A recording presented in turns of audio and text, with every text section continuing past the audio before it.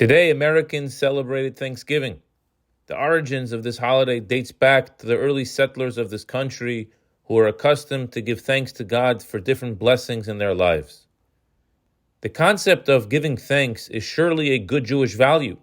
While it may be appropriate to offer bigger Thanksgiving meals or Thanksgiving celebration parties for certain milestone blessings, for us, it is much more than the party and much more than one time a year.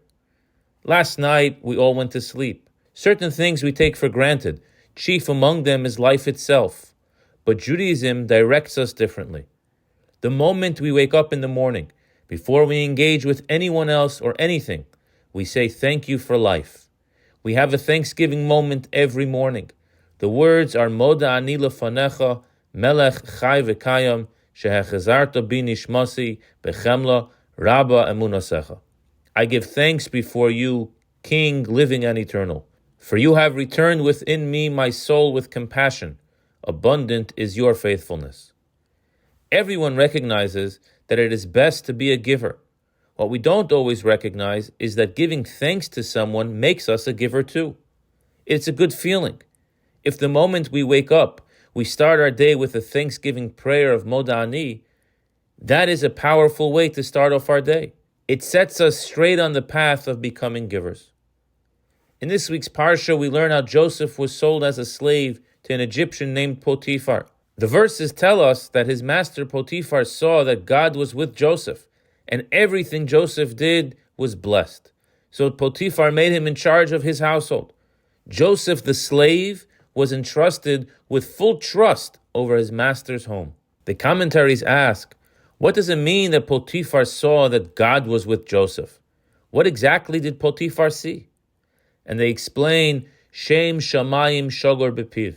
The name of God was always being verbalized by Joseph. When asked how he was, Joseph always gave thanks to God first. Think about that for a moment. Joseph had a horrible family life. His brothers sold him as a slave.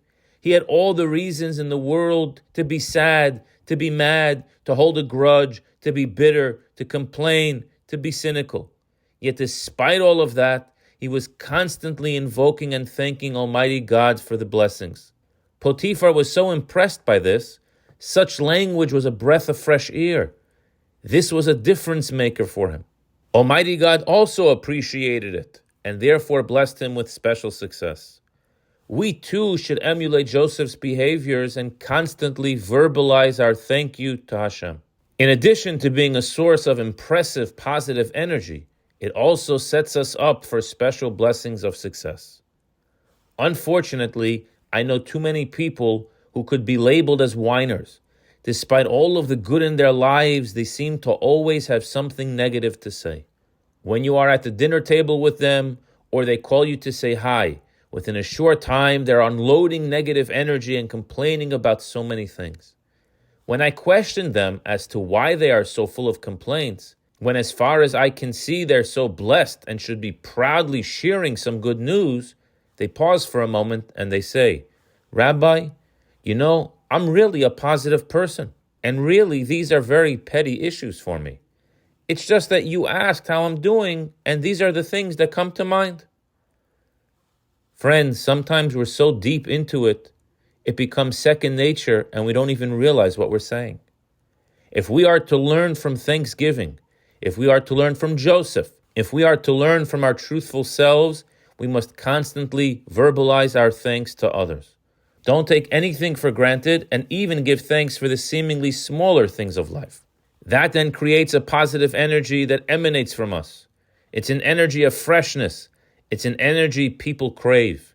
Our lives aren't worse than Joseph's as a slave and a prisoner in Egypt. If he could do it, we can certainly do better too. By kicking off our day the right way with Modeh ani, giving thanks to God, and then following that up with being conscious to verbally thank God and all the people that do even a small kindness for me, we will certainly be a better friend, a better relative, a better child of Almighty God. Thank you for being you. I wish you a good Shabbos.